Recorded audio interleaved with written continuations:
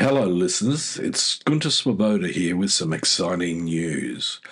We're on the lookout for sponsors to join us on our incredible journey with Inspired Change with Gunter. If your organisation cares deeply about meaningful conversations around masculinity, self development, and mental health, we'd love to partner with you. Our podcast has a wonderful, dedicated audience committed to personal growth and positive social change. By sponsoring Inspired Change with Gunter, your brand will connect with listeners who truly value thoughtful discussion and support initiatives that promote real transformation. We're incredibly proud to be ranked number 1 in Australia and number 5 in the USA on FeedSpot's top men's mental health podcasts. For more information on how to become a sponsor, please reach out to Miranda Spiegner Sapon, our showrunner and executive producer. We'd love to explore how we can work together to inspire change. Now, thank you for your continued support, and let's keep inspiring change together. You're listening to Inspire Change, a broadcast that strives to educate, motivate, and empower men to challenge traditions of masculinity. To guide us through the intricacies and intersections of emotions, relationships, and male identity is renowned psychologist, author, and speaker Gunter Swoboda. This is Inspire Change. Before I begin the actual podcast, I would like to respectfully acknowledge the Gadigal people of the Eora Nation, who are the traditional custodians of the land on which I work. I would also like to pay my respects to their elders past and present. Welcome everybody to another episode of Inspired Change with Gunter. I'm your host. Welcome everybody to another episode of Inspired Change with Gunter. This is the final podcast for Season 7, which went really quickly. It's also a moment when I want everybody to reflect on the tragedy that took place at Bondi Beach last night. We were all seriously shocked at what happened. Now, I'm not going to spend a lot of time expressing my thoughts and feelings about what happened, because many people are already doing that. Some out of a way of creating unity, but unfortunately, as always, there are those people in politics and government and in the media who are using this as a way of furthering the divisiveness and the divide in our community, which I personally find absolutely despicable. So with that said, let me move on to the wrap-up podcast that I want to work with in today's episode. So, like a lot of times, a year can go very, very quickly, and Season 7 was no disappointment in that regard. Now, if you've been listening through the year, you'll have noticed the thread I kept pulling on, and that is the micro. Your inner world, your relationships, the private moments where masculinity either becomes maturity or it becomes armor. And then there's the macro, culture, politics, economics, and the system that quietly rewards dominance and punishes vulnerability. Today, as I said, is the final episode of Season 7. Let's ring it out properly. And then I'll share with you a little bit about what's coming up for Season 8.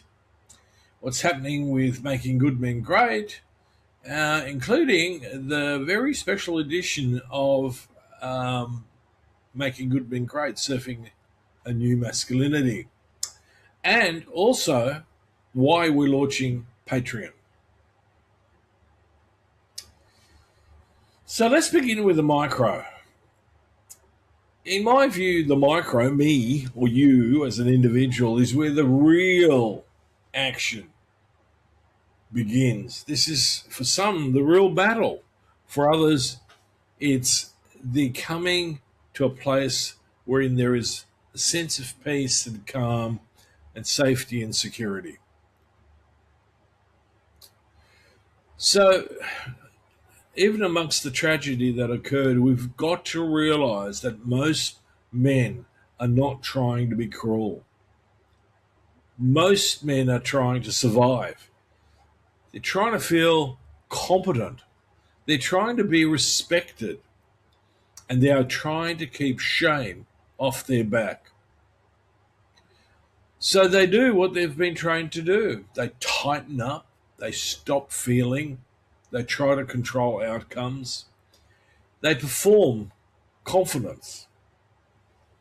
They go quiet instead of being honest. And then they wonder why intimacy feels like work, why anger shows up faster than sadness, why they feel alone even inside a relationship. This is why the work has to be internal and not ideological. You can't outthink this. You outgrow it. You heal through it. And that is the whole approach in making good men great. It's not to be a better man as a moral lecture. More like build a nervous system that can tolerate truth, connection, and repair. So here are the three simple capacities that kept coming up in Season 7. Firstly, awareness. Can you notice what's happening in you while it's happening? Not later, not after the argument, not after you've numbed out. Alignment. Do your values, your physiology, your behavior, and your relationships point in the same direction? Or are you living with constant internal friction, internal conflict? In many respects, psychodynamically, that is the basis for neurosis and distress and disturbance. Finally, attunement. Can you read the emotional reality of another person and respond to what is needed, not what your ego wants? If you develop those, you become less reactive, less easily manipulated, and more capable of real intimacy. And that leads straight to the macro, because the macro is full of people who never learned any of these skills. I want you to zoom out for a minute. The macro themes this year have been intense: social fragmentation, polarization, rage as entertainment, certainty as identity, economic pressure, exhaustion everywhere. Last night here in Bondi Beach, it didn't alter any of that. It actually crystallizes it. You argue about politics all day, but underneath a lot of what we are watching is psychology at scale. There is one hard truth. A society that cannot do emotional development will default to control and potentially to violence. It will call it strength. It will call it common sense. It will call it realism. But underneath it, it's dysregulation dressed up as authority. So be particularly aware what you're going to be hearing in the media, in the digital space, and in society at large. So that's one of the reasons why I keep saying the micro is political, not because you need to post about your feelings. In fact, often think twice before you do that, because the way you relate to shame, fear, anger, and power determines what you tolerate in leaders, what you mimic at home, and what you pass on to your children. If you want a clean line from the micro to the macro, here it is. When men cannot metabolize vulnerability, they either collapse or they reach for dominance. And systems built on patriarchy will always offer men the same bargain. Trade your inner life for status, trade intimacy for control, and trade tenderness for performance. And this is what season 7's been about. It's been about refusing to accept that bargain. So, if I think about what did season 7 do? Well, from my perspective, it named the machinery. It challenged the cheap stories, the clickbaits, the simplistic representations of complex phenomena. It Season 7 tried to hold complexity without going soft. Because if we reduce masculinity as the way it used to be, we also lose the plot. That is nostalgia dressed up as virtue. And all those who profess conservatism need to accept that principle and rethink it. What we really need is a burgeoning, a healing towards maturity, a masculinity that can hold power without being possessed by it. And in my view, that's all about feeling empowered. Season 7 was the argument. Season 8, I'm hoping, will be the build. Season 7 has been the micro to the macro as a lens. Season 8 will be the micro to the macro with tools in your hands. Not a self-improvement theatre, but actual practice, emotionally and behaviourally. All right, so let me make a few announcements. So we've got Making Good Men Great, the special edition, or what I call the second edition of Making Good Men Great, Surfing a New Masculinity, co-authored by myself and my wife. And it's real, it's moving. This matters because it consolidates the work, it sharpens the language, and sets a stronger foundation for what Making Good Men Great becomes next. If you've read the earlier edition, think of this as the version that reflects the current maturity of the framework. When the video version of this finally goes up, we will post the links and details so you can grab it easily. Now, what about Patreon? I want to be very clear about why we're doing this. Most people do not change from information alone. They change through repetition, reflection, relationship, and accountability. So Patreon is not just a tip jar. It's a structure, a way to keep the work alive and practical between episodes, and a way for you to support the show so it stays independent. Now, here is what you can expect from Patreon. Firstly, the practical tier. Short weekly audio or written prompts, simple exercises you can actually do. Not motivational fluff, but real inner work. Secondly, the deep dive tier. Here we have extended episodes, behind the scene reflections, and teaching segments that are too detailed for the main show. This is where I will unpack concepts like the masculine introject, shame, relational repair, and what patriarchy trains into the body. Thirdly, the community tier. Live Q&A sessions, occasional group calls, and structured conversations. Not therapy, but a guided space where men can practice honesty without collapsing into performance. And for the women listening, you're not excluded from this. A lot of this work is relational. It affects partners, families, workplaces, communities. And you are also most welcome where it fits. Patreon is how we build an ecosystem around the podcast, not just a broadcast. So, what is in Season 8? I'm going to be focusing on the replacement skills. Things like emotional literacy that doesn't become performative softness. leadership that's grounded and not dominant or coercively controlling.